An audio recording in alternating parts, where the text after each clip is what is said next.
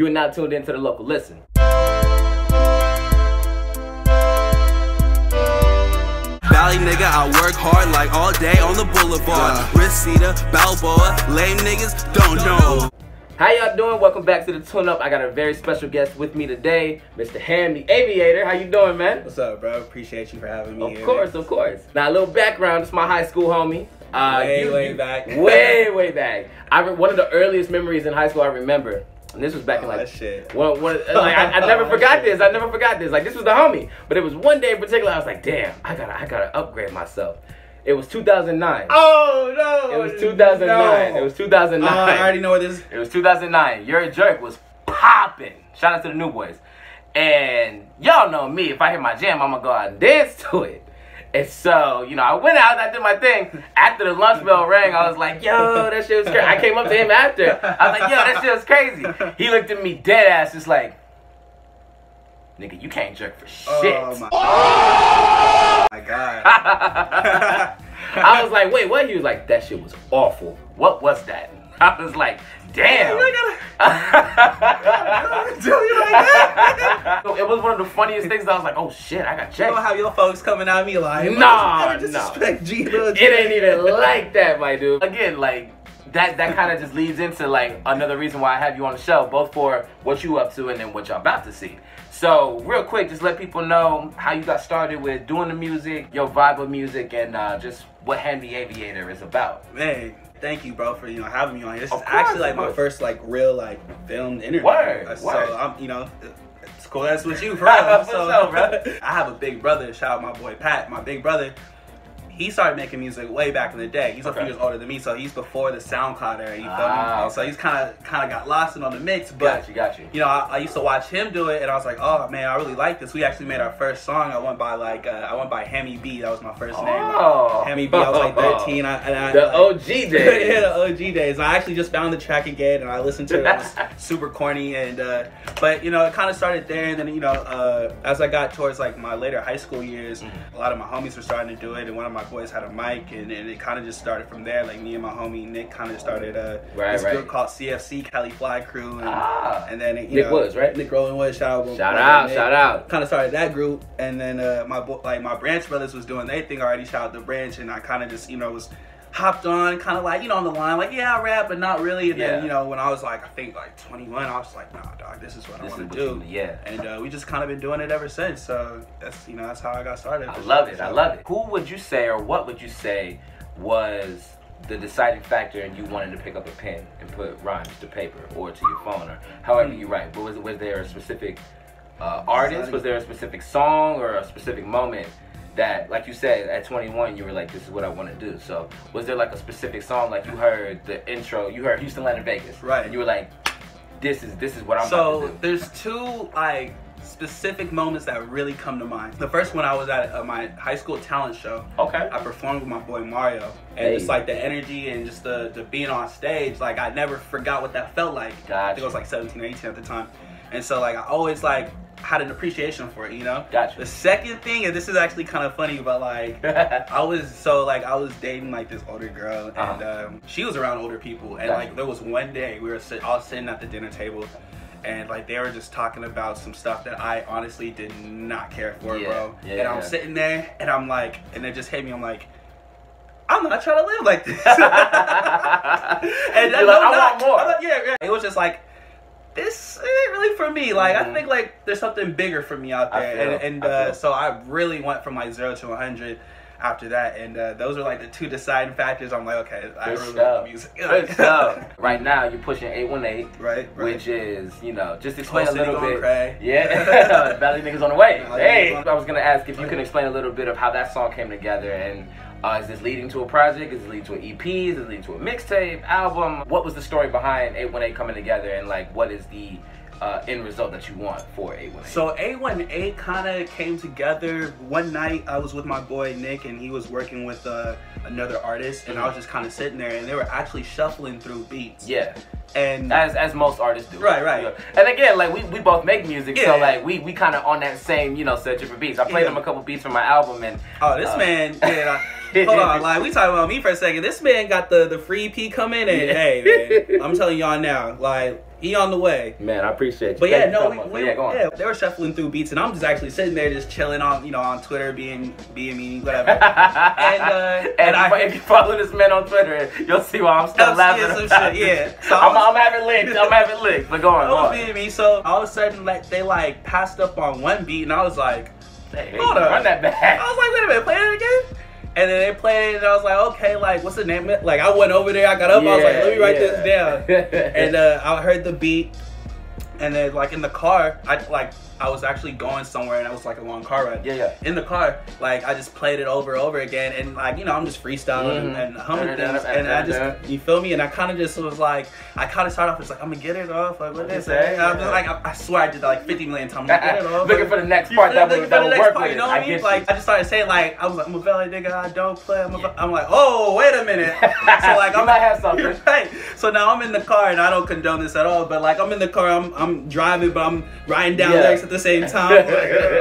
Going 80 down Sherman Way. Going 80 down Sherman Way. And basically the song, you know, it's called 818. It's where we're from, the San Fernando Valley. And it's just a little representation of that, you know, the Valley artists and the culture and the swag and just everything that's, you know, San Fernando Valley. I kind of wanted to like embody in the track, you know, as much as I could. So I figured like if I was showing love to, you know, people of the city and their towns and the streets that we're accustomed to being on, you know, people would really feel that. And so far it feels like it's really, you know, it's taken off. So I'm really happy about that. And that's actually the first lead single off my project. My new project's called I Realized. Okay. I'm not saying it's a tape or a project, it's a collection of music. You know, I wanted something different. It's a collection of music. I mean, that's already different with promotion because usually, like, I'm promoting the EP, I'm promoting the album, and have another EP too. But I like that you said it's a collection because that leaves a lot to wonder for the listener. Right, exactly. Because now they don't know how many songs they're getting. They don't know what the collection is gonna entail, and it just, again, it's a mystery box of sorts, and that kind of just gives more mystique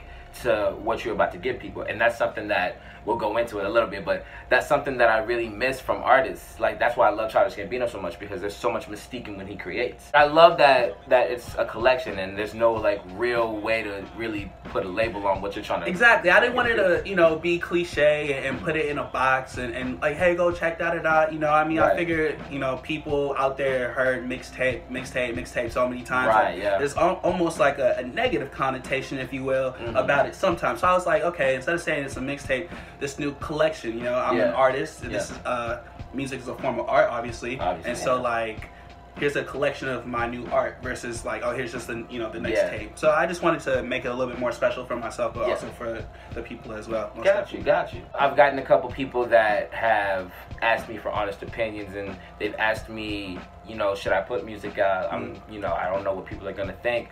I really do respect how you go about when you come across people that will, you know, say anything left field or say anything that like try to get under your skin about music. So what would you say to somebody who is afraid of public perception but wants to do music or wants to put themselves out there? You know, it's actually kind of funny because I have a homie right now who wants to do music, but he doesn't want to let people know who he is. Gotcha. And it is a little bit difficult to do that. You can go the MF Doom route, but for, you know, if you're gonna post your own music and say, oh, check this guy out, and you know, obviously your friends or people you know are gonna listen to it first, they're gonna hear your voice. So that, you know, it's a little bit difficult. But you know, excuse my French when I say it. So like, literally, like, fuck them. You know what I mean? And I say that in the sense of because I have thick skin. I have been, you know, people have said so much stuff to me, you know, negative and positive. And at the end of the day, this is what I love to do, and I'm gonna put out a product that I feel like is genuine and is good. And if, you know, people take to it, they take to it, and if they don't, they don't. You know, I know I'm doing something right because people are taking to it. So the best thing I could tell people is to go out there and do you, develop thick skin. You know, it's beauty in the struggle, and make sure that, you know, people tell you all the negative things, because what happens is you learn to build the wall around it, and it makes you appreciate the people that actually care about you a lot. So I hate to be like, oh, well, you know, back in my day, I did music. But I remember when I put my third album out, that's kind of when I started seeing like different responses. Because my first one was in middle school. That don't really count. But the second one, everybody around high school was pretty much buying it and, you know, saying, oh, I fuck with it, this is dope. And the third one, that's kind of when it switched up. If you remember, this is when we had Form Spring back in the day. So Form Spring, wow. Wow, that's very high school. That's in the archives. Form Spring was this. It's kind of like Curious Cat or it was like the original like Ask Me. Yeah. Oh my god. And so that kind of was like an open lane for, you know, if you thought you were well liked, if you thought people like were always rocking with you, that was kind of like the little wake up call. And I remember I was being called trash, and, you know, your music garbage, you need to quit, this, that, and the other thing. And then I was just like, oh, okay, so this is different. Of course I was shook. Because I thought people were rocking with me. So that's I'm gonna let y'all know right now, even when I get hate on the channel, like, you know, from certain people that disagree with what I say, and then they come at me foul over my opinion. It's definitely jarring when you first see it. It's like, oh shit, like this is how you really feel. Right. Cool. But the thing is, no physical harm is done to you.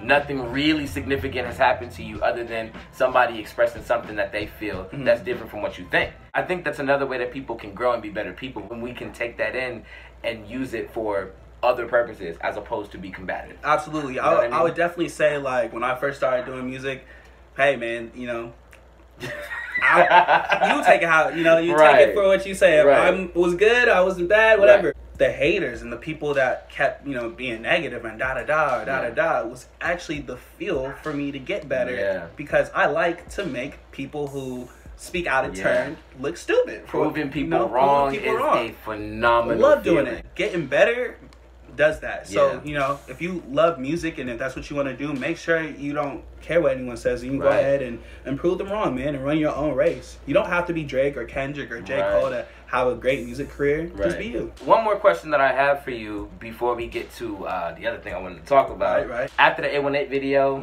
do you plan to do more videos, or are you doing a video for each song on the collection, or how are you going to make the big splash with this collection? Like, what is the big plan for what you have in store? Like, are you gonna do like a whole like release party type of thing? Are you gonna do, you know, any other features? What can we expect from this collection that's about to drop? Okay, so this collection, it's like I said, it's called I Realized. So you're gonna, obviously there's gonna be aspects of to what I've realized about myself. I actually have another video that we just shot. We literally shot it the day before the 818 video. So shout out Nick Roland Woods on that, because it's actually, the track is on Apple Music and Spotify right now. It's called It's Okay #2 Smile. You feel me? So we're gonna drop that video. Yeah, we're gonna do a release party. Release event. Yeah, there we go. Release event for the project. Gotcha. There's about four, I want to say three to four other features on the project. So like, best believe you're gonna see another side to it. You're gonna see more San Fernando Valley artists. You're gonna see more of our culture and more of our energy, if you will. And that's kind of where I'm at with it right now. I plan on doing a couple shows this summer as a way to promote it. And keep on going from there. For sure. Well, I appreciate you. And now I think it's time to just take a little detour and actually get into another topic I wanted to discuss with y'all on here.